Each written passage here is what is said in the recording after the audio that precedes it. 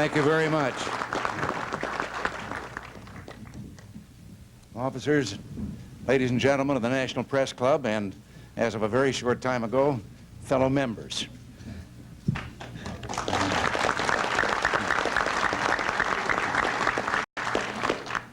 Back in April, while in the hospital, I had, as you can readily understand, a lot of time for reflection. And one day, I decided to send a personal, handwritten letter to Soviet President Leonid Brezhnev, reminding him that we had met about 10 years ago in San Clemente, California, as he and President Nixon were concluding a series of meetings that had brought hope to all the world. Never had peace and goodwill seemed closer at hand. I'd like to read you a few paragraphs from that letter. Mr. President, when we met, I asked if you were aware that the hopes and aspirations of millions of people throughout the world were dependent on the decisions that would be reached in those meetings. You took my hand in both of yours and assured me that you were aware of that and that you were dedicated with all your heart and soul and mind to fulfill those hopes and dreams. I went on in my letter to say, the people of the world still share that hope. Indeed, the peoples of the world, despite differences in racial and ethnic origin, have very much in common. They want the dignity of having some control over their individual lives, their destiny. They want to work at the craft or trade of their own choosing and to be fairly rewarded. They want to raise their families in peace without harming anyone or suffering harm themselves. Government exists for their convenience, not the other way around. If they're incapable, as some would have us believe, of self-government, then where among them do we find any who are capable of governing others? Is it possible that we have permitted ideology, political and economic philosophies, and governmental policies to keep us from considering the very real, everyday problems of our peoples? Will the average Soviet family be better off or even aware that the Soviet Union has imposed a government of its own choice on the people of Afghanistan? Is life better for the people of Cuba because the Cuban military dictate who shall govern the people of Angola? It is often implied that such things have been made necessary because of territorial ambitions of the United States, that we have imperialistic designs, and they thus constitute a threat to your own security and that of the newly emerging nations. And not only is no evidence to support such a charge, there is solid evidence that the United States, when it could have dominated the world with no risk to itself, made no effort whatsoever to do so. When World War II ended, the United States had the only undamaged industrial power in the world. Our military might was at its peak, and we alone had the ultimate weapon, the nuclear weapon, with the unquestioned ability to deliver it anywhere in the world. If we had sought world domination, then who could have opposed us? But the United States followed a different course, one unique in all the history of mankind.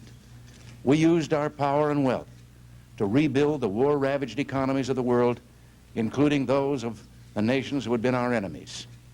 May I say, there is absolutely no substance to charges that the United States is guilty of imperialism or attempts to impose its will on other countries by use of force. I continued my letter by saying, or concluded my letter, I should say, by saying, Mr. President, should we not be concerned with eliminating the obstacles which prevent our people, those you and I represent, from achieving their most cherished goals? Well, it's in the same spirit that I want to speak today to this audience and the people of the world about America's program for peace and the coming negotiations which begin November 30th in Geneva, Switzerland. Specifically, I want to present our program for preserving peace in Europe and our wider program for arms control. Twice in my lifetime, I have seen the peoples of Europe plunged into the tragedy of war. Twice in my lifetime, Europe has suffered destruction and military occupation in wars that statesmen proved powerless to prevent, soldiers unable to contain, and ordinary citizens unable to escape. And twice in my lifetime, young Americans have bled their lives into the soil of those battlefields, not to enrich or enlarge our domain, but to restore the peace and independence of our friends and allies. All of us who lived through those troubled times share a common resolve that they must never come again. And most of us share a common appreciation of the Atlantic Alliance that has made a peaceful, free, and prosperous Western Europe in the post-war era possible. But today, a new generation is emerging on both sides of the Atlantic.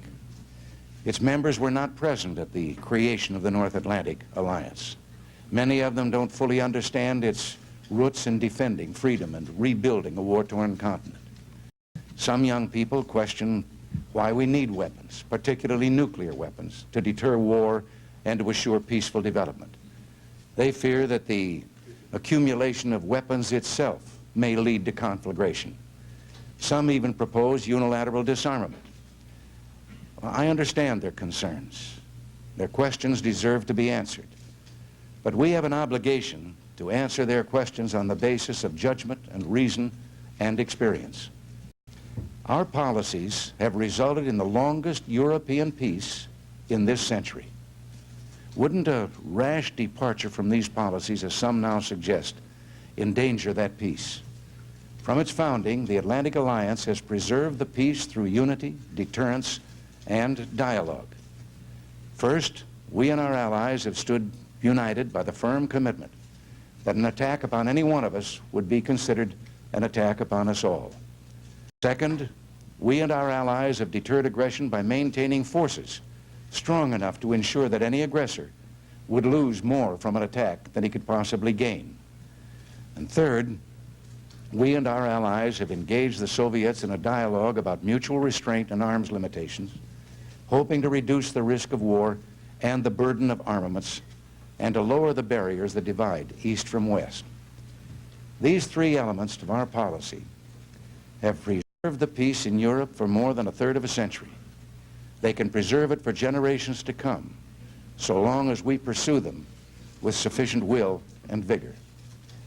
Today, I wish to reaffirm America's commitment to the Atlantic Alliance and our resolve to sustain the peace. And from my conversations with Allied leaders, I know that they also remain true to this tried and proven course.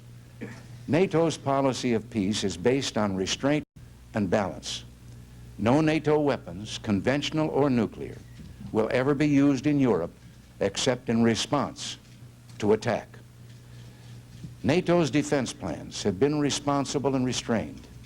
The Allies remain strong, united, and resolute. But the momentum of the continuing Soviet military buildup threatens both the conventional and the nuclear balance. Consider the facts. Over the past decade, the United States reduced the size of its armed forces and decreased its military spending.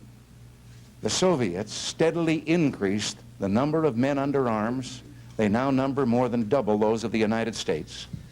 Over the same period, the Soviets expanded their real military spending by about 1/3. The Soviet Union increased its inventory of tanks to some 50,000 compared to our 11,000. Historically a land power, they transformed their Navy from a coastal defense force to an open ocean fleet, while the United States, a sea power with transoceanic alliances, cut its fleet in half. During a period when NATO deployed no new intermediate range nuclear missiles and actually withdrew 1,000 nuclear warheads, the Soviet Union deployed more than 750 nuclear warheads on the new SS-20 missiles alone. Our response to this relentless buildup of Soviet military power has been restrained but firm. We have made decisions to strengthen all three legs of the strategic triad: sea, land, and air-based. We have proposed a defense program in the United States for the next 5 years, which will remedy the neglect of the past decade and restore the eroding balance on which our security depends.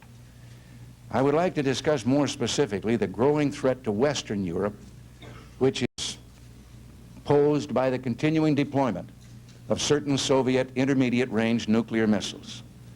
The Soviet Union has 3 different types such missile systems: the SS-20, the SS-4, and the SS-5, all with a range capable of reaching virtually all of Western Europe. There are other Soviet weapon systems which also represent a major threat.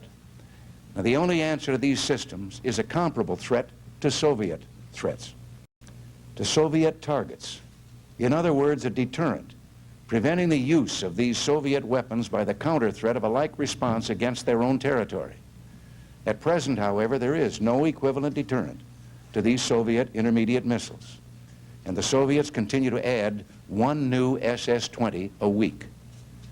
To counter this, the Allies agreed in 1979 as part of a two-track decision to deploy as a deterrent land-based cruise missiles, Pershing II missiles capable of reaching targets in the Soviet Union. These missiles are to be deployed in several countries of Western Europe.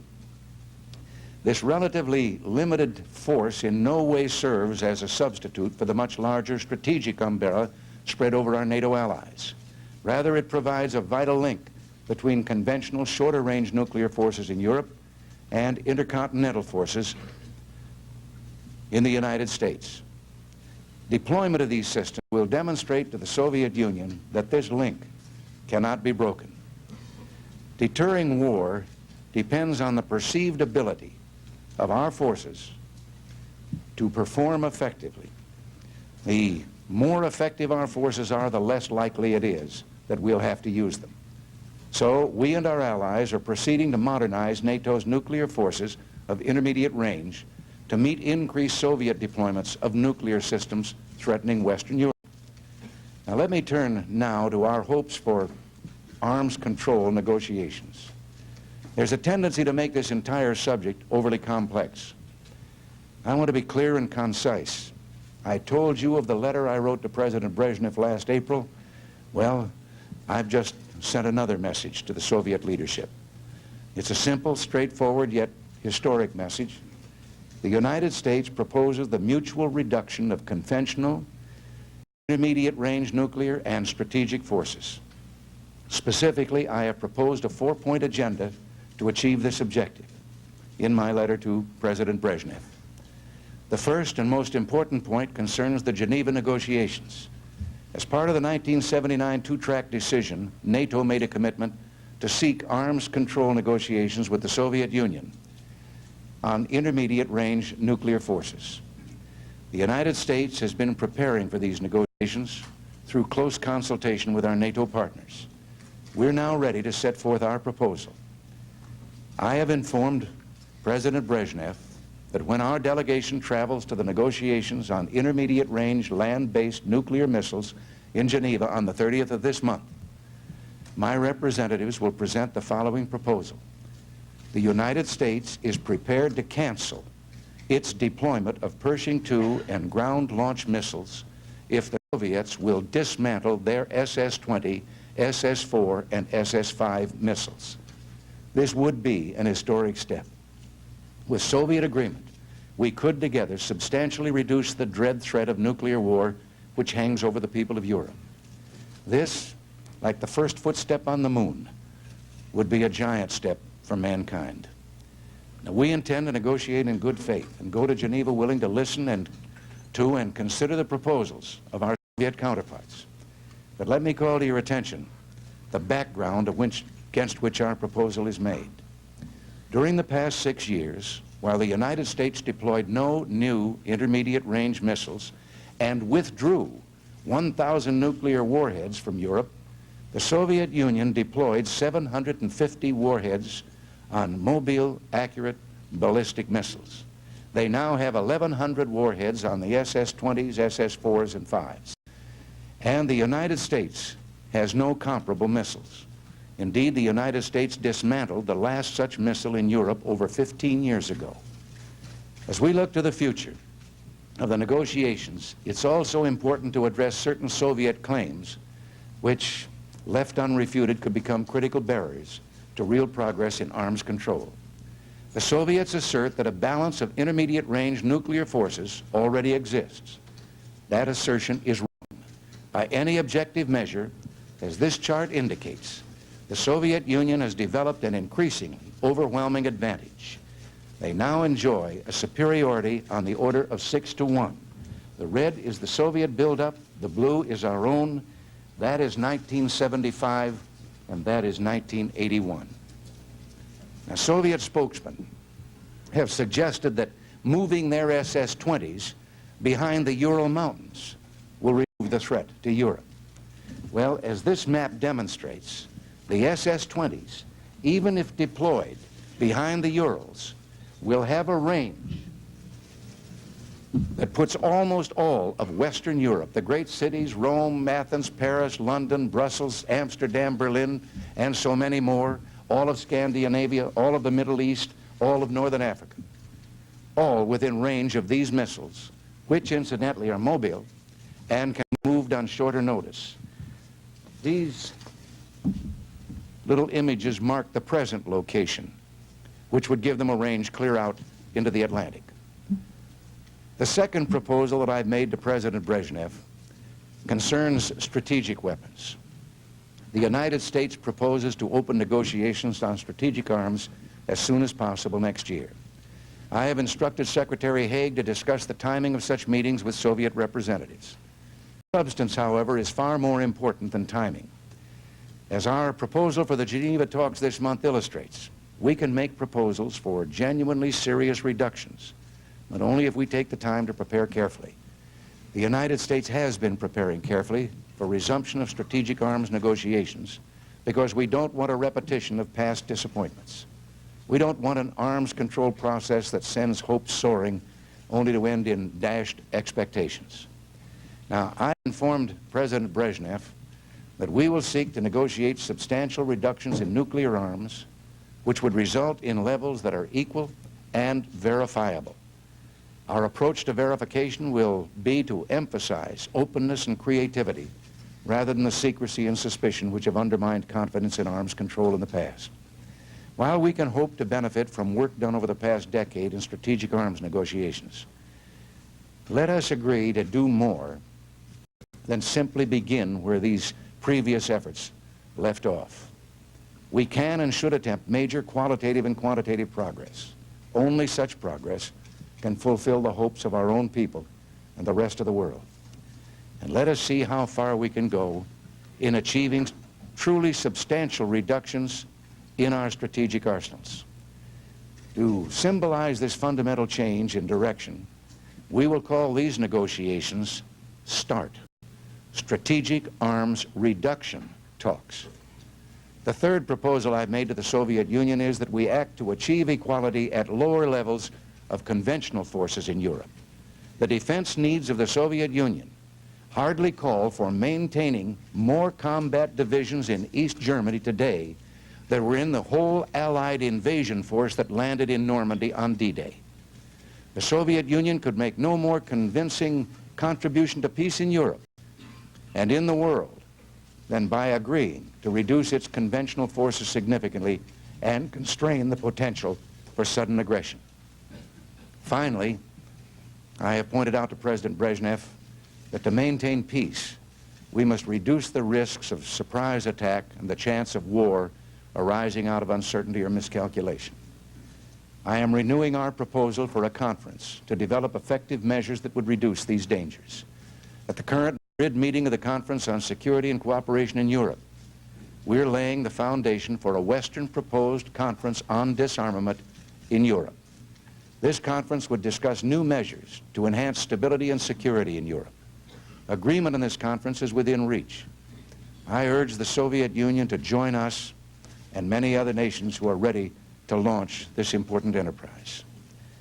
All of these proposals are based on the same fair-minded principles: substantial, militarily significant reduction in forces, equal ceilings for similar types of forces, and adequate provisions for verification. My administration, our country, and I are committed to achieving arms reductions agreements based on these principles. Today, I have outlined the kinds of bold, equitable proposals which the world expects of us. But we cannot reduce arms unilaterally. Success can only come if the Soviet Union will share our commitment, if it will demonstrate that its often repeated professions of concern for peace will be matched by positive action. Preservation of peace in Europe and the pursuit of arms reduction talks are of fundamental importance.